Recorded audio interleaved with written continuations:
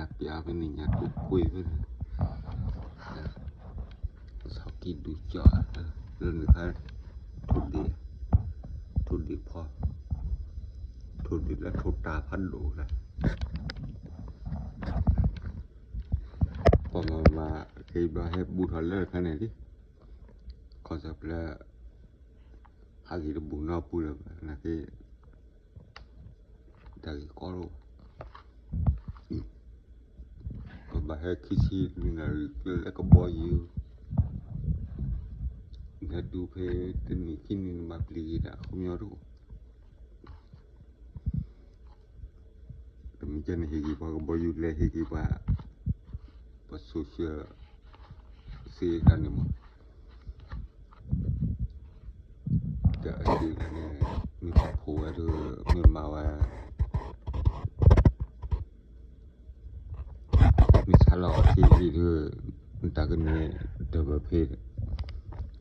เดบบัดอยู่ว่าละเข้าประเภทนี่มาคุยร้อยไม่จันไหนเนาะlục lì và ta là mọi gì kế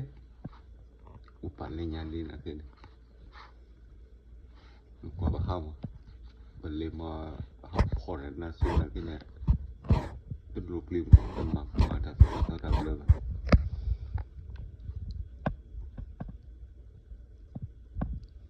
thì mình chân này là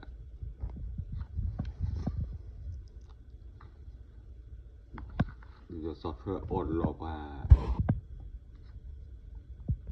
sọt này là gia này nó kia ổn lọ kìa sa